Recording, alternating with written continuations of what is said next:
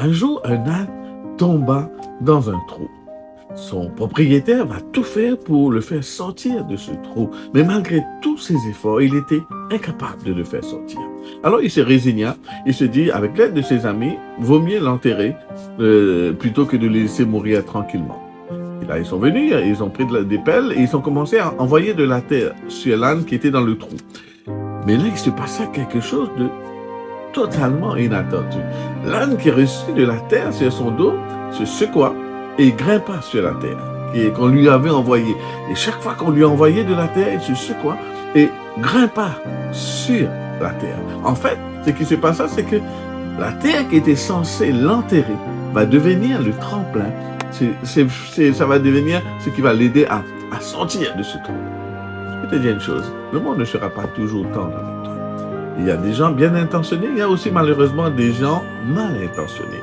Quoi qu'il en soit, peu importe, toi, tu peux retirer le mieux de tout ce qu'on te dit, même si c'est des critiques, même si c'est mal intentionné, tu peux grandir à partir de cela.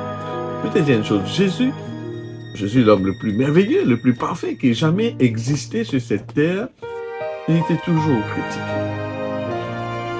Dans mon pays, moi je suis originaire de l'île Maurice, on a un dicton qui dit ceci, c'est ma mire qui gagne coup de rosse. Traduction, c'est les mangues mûres qui reçoivent les coups de pierre, c'est-à-dire c'est les mangues mûres qu'on veut descendre, parce que c'est celles-là qui ont de la valeur, c'est celles-là qu'on veut manger.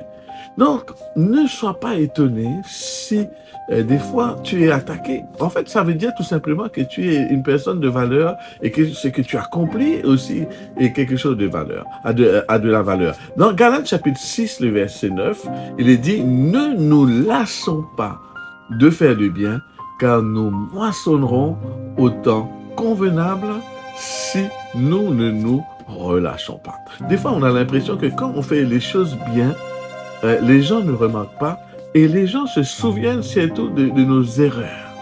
Mais je vais te dire, avec Dieu, c'est pas du tout comme ça. En fait, tu sais, Dieu, il a même un livre de souvenirs, j'appellerais peut-être ça un album souvenir, où il garde les souvenirs de toutes tes bonnes actions. Dans Malachie chapitre 3, verset 16, c'est écrit, « Alors ceux qui craignent l'Éternel se parlèrent l'un à l'autre.